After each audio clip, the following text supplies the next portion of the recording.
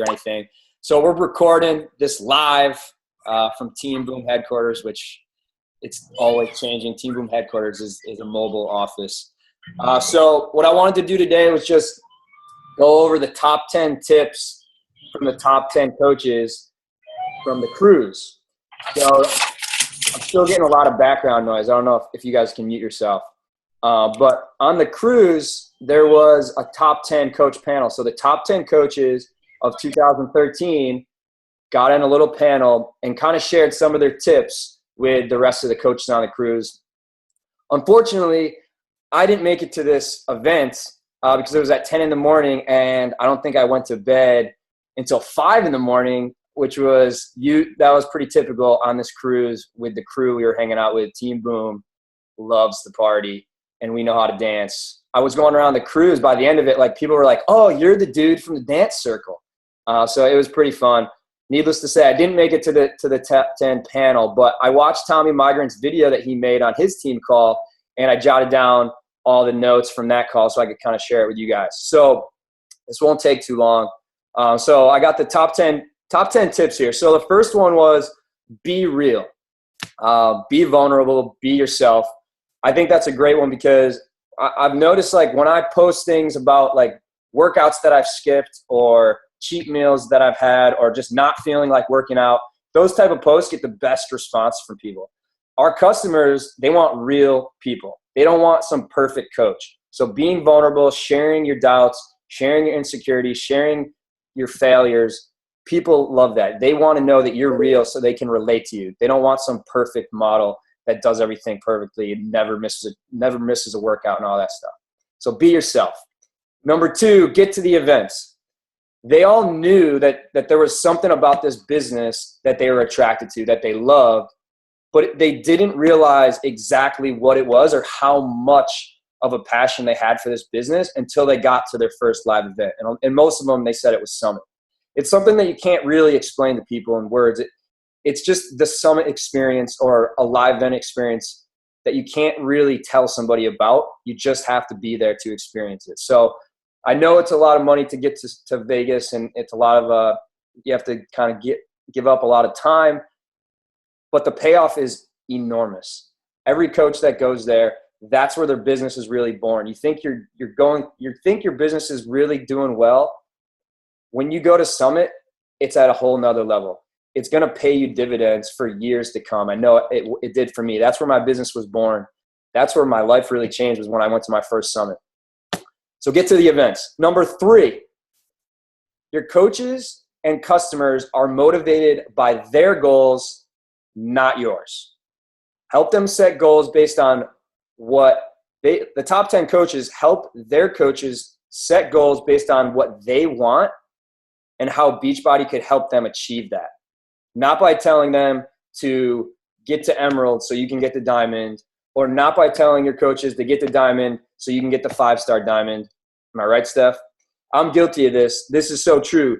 Not trying to figure out what your customers and coaches, what their goals are, and then really getting them to understand how Beachbody is going to help them achieve their goals, not yours. That's huge. And I learned that the hard way. Number 4, having consistent check-in with their coaches and challengers. Coaches that are having great success are really good at keeping their people on track with their goals. They are consistently doing what they personally reach out to their coaches 3 times a month.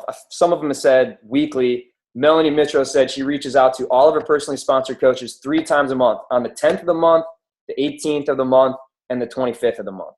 So they're consistently checking in with their coaches to see how they're doing, with what, kind of reminding them what their goals were again, and how Beachbody is going to help them get there, and if they're on track to reaching those goals. They're doing those daily activities that are going to help them reach those goals. So checking in consistently. Number 5, be positive and show the positive side of who you are and what we do.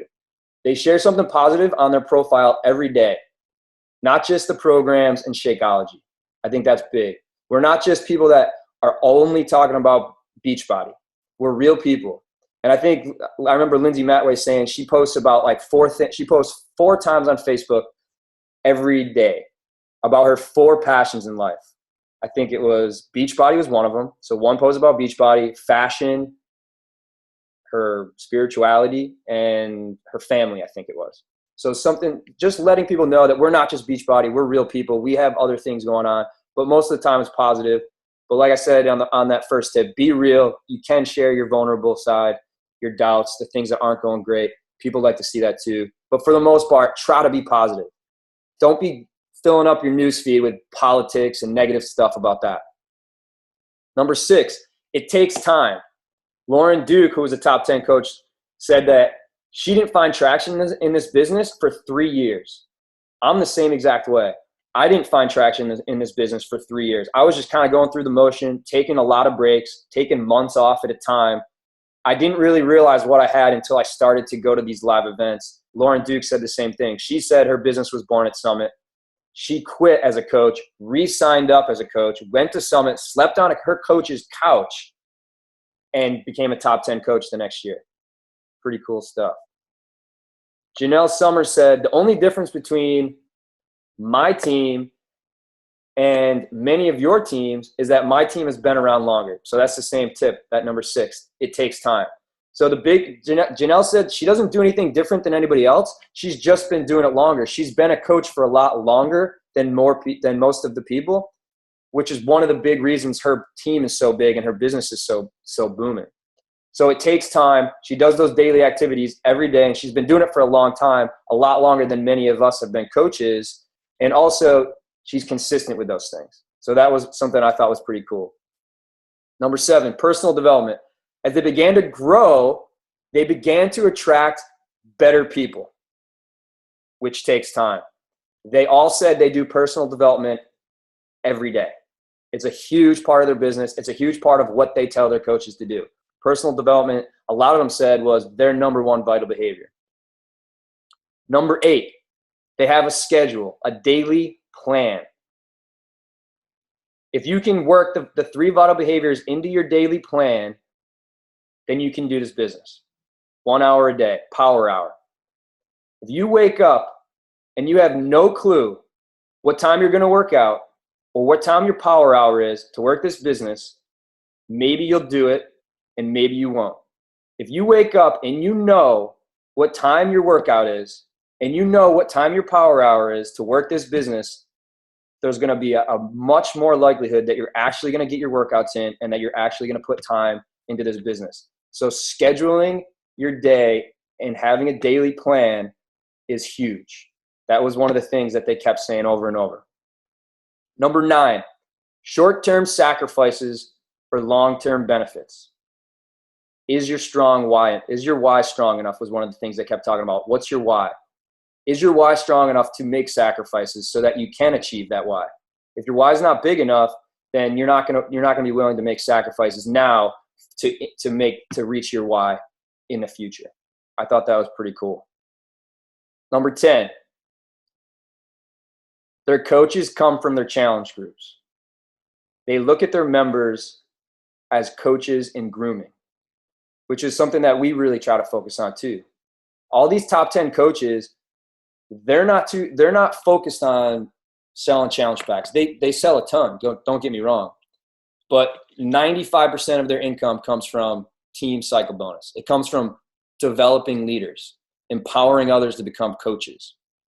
And that starts with your people in your challenge group, building relationships with them, asking them to be co-leaders, seeing how they do with that, seeing if coaching is a good fit based on how they do it with the co-leader role.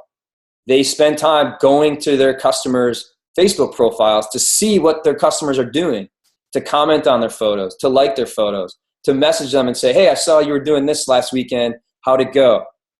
Building relationships is one of the best ways to do that. And it all starts with getting those people into the challenge group and then grooming them from there as co-leaders. That's where your coaches are going to come from. That's how you're going to build a strong business.